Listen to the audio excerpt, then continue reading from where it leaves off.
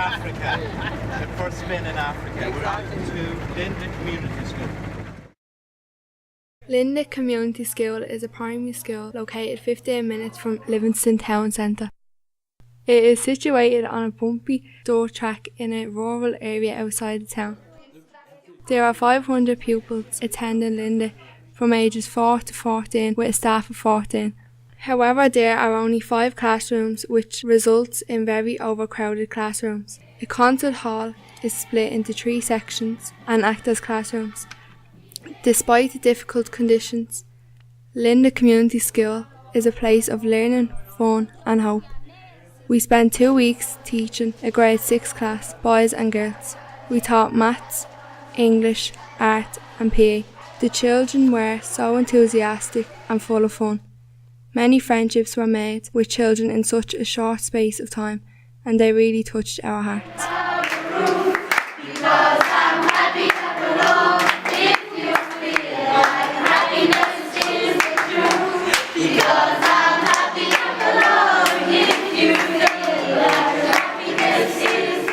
Home visits were organised by the principal of Linda. A small group of our students were brought to homes of 5 of the children.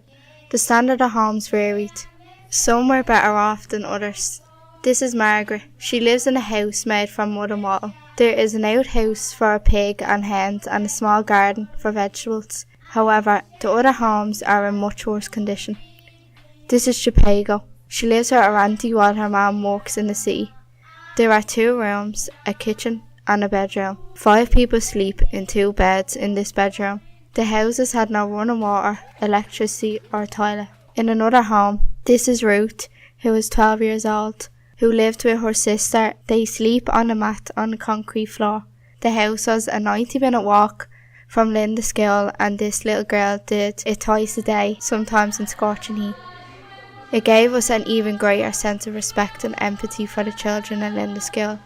Many of the children in Linda do not get regular meals at home due to poverty. As a result, the school provide food to the children twice a week. On our last day, we had the privilege of helping to prepare and serve food to the children. The ladies that cooked the food kindly showed us how to make shima, which was hard work. The children queued up patiently for their turn. It was a humbling experience.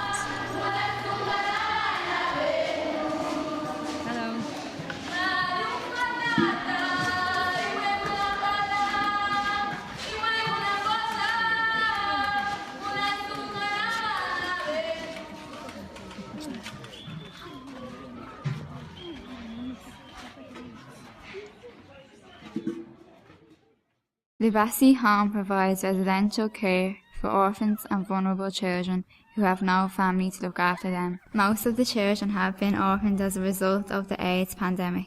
Locally, Abasi means family, and this is something that they try to create in the home. Abasi cares for children of all ages and aims to care for them until they are able to sustain for themselves or are taken into families. Staff are referred to as mothers. They care for the children 24/7 and try to develop a home atmosphere. They encourage the children to take part in chores and attend school daily.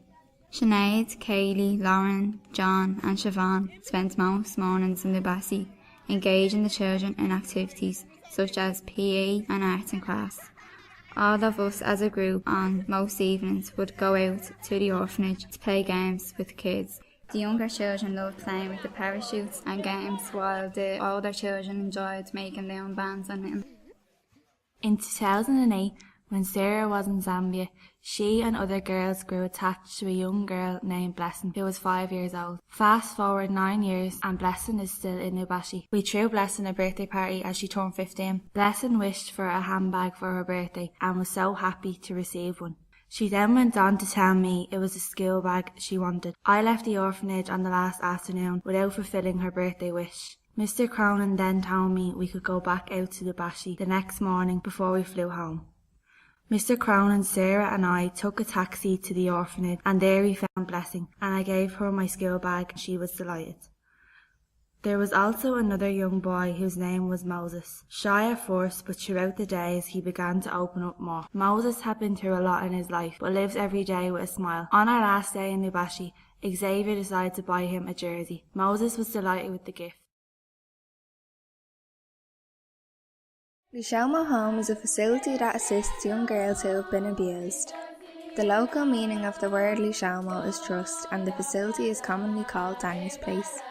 Misawa provides a safe haven to these girls. The staff in the home are referred to as mothers or aunties, and they provide 24/7 care to the girls. While we were in Zambia, the girls' ages ranged from 5 years old to 17 years old. The majority of the girls attend school, however some of the younger girls have outstanding court cases and cannot attend school until they give their evidence. This is to ensure their safety. Following the court cases, the girls either stay in the home until they turn 18 or are reunited with family if it is safe. In the first week, Sarah, Leah, Kate and Denise went every morning to Misawa. The girls loved to play with the parachute, sing Disney songs and play games. The younger girls enjoyed using our cameras, and many photos of our time in Misawa are taken by them. The girls are full of questions about life in Ireland and enjoy telling us about their culture. In 2008, when Sarah came to Zambia, she met Maggie and Mary in Misawa. Upon her return in 2017, the girls were still in Misawa and are thriving in school. They loved that Sarah had met them and had photos of them as younger children. I love you, you love me. We best friend, right friend should be, with a big great heart and a smile from me to you. Won't you say you love me too? The granya opened in 2002. There are 1,027 students in the school. 483 boys and 574 girls. Many of these are orphans and vulnerable children. There are up to 60 children in some classes. These classes range from preschool to grade 9. The school have a feeding programme where the students are fed once a week, however the water supply is unreliable. They have a parent-teacher association which is sponsored from buildings of new classes.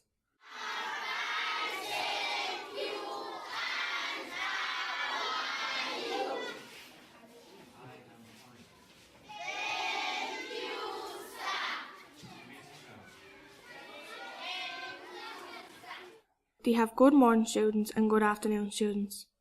The good morning students would come into school in the morning from 7:30 to 12.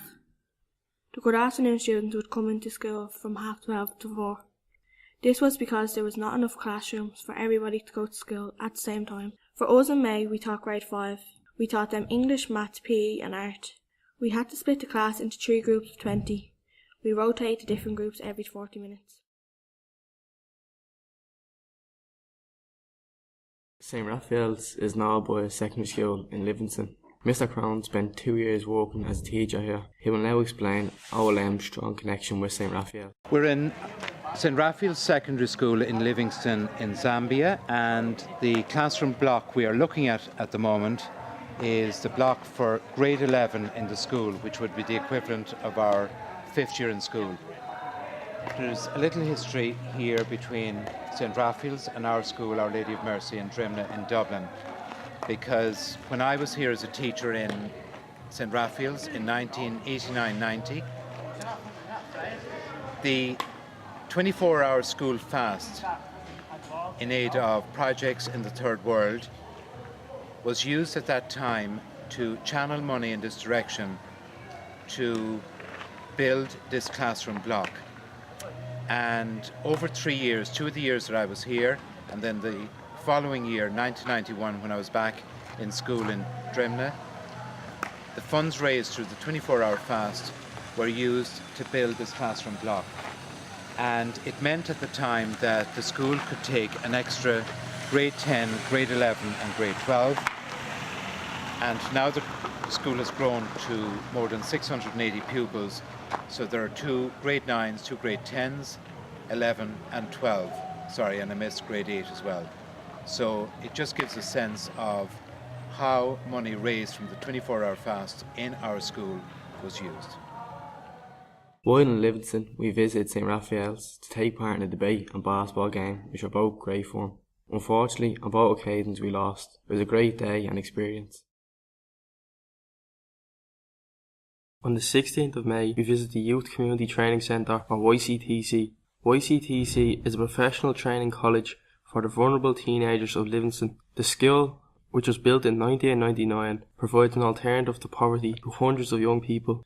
They offer courses in practical subjects such as plumbing, tailoring, catering and construction, giving the youth of Zambia a chance at a better life. Our day began with a trip to the food market where we bargained and haggled for gifts such as cooking oil, eggs, rice and bread. Then we sat back into Patrick's van and headed towards YCTC. When we arrived, we were seated down and are presented with a lengthy cultural demonstration which included a welcome song and a traditional dance.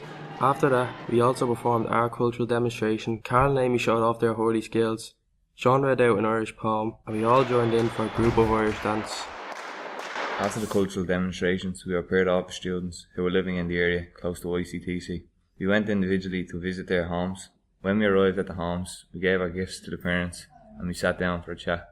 We showed them our photo books and told them a bit about our lives and culture. Then it was time to part ways and return to our groups. The first admission for St. Joseph's Hospice was in April 2008 when HIV was at its peak. Those who were sick were neglected in their own homes. There was a stigma on HIV/AIDS. Antiretroviral drugs were not freely available. The hospice had a men and women ward where they died in dignity. But since May 2017, it is not only used as a hospice, but also a community clinic. Attached to it is a prayer room, which is dedicated to memory of Linda Byrne, a former teacher of our school. Linda's family and friends funded the construction of this special place. The first mass celebration was in December 2011. Our group launched a plaque in Linda's memory after a beautiful ceremony on May 11, 2017. And just to say to you that these words were put together on our behalf by Linda's parents. St. Joseph's Prayer Room, dedicated to the memory of Linda Byrne, teacher, colleague, friend. She was born on 3rd of the 8th, 1964, and passed to her eternal reward on the 24th of October 2007. And the plaque is presented by Our Lady of Mercy Secondary School, Dremna, Dublin 12. That's the crest that's on here. We do a little bit of advertising on this side. The people who advertise, we're not from Bank of Ireland, we're from Our Lady of Mercy. And thank you very much. Of the many people who attended the Mass, someone who is seen as an ambassador for Ireland is Sister Mary. She is an Irish Franciscan sister who provides home-based care, child counselling, pastoral care, health education, economic employment, and much more for the people of Zambia. It was a pleasure meeting and working with Sister Mary throughout our time in Zambia.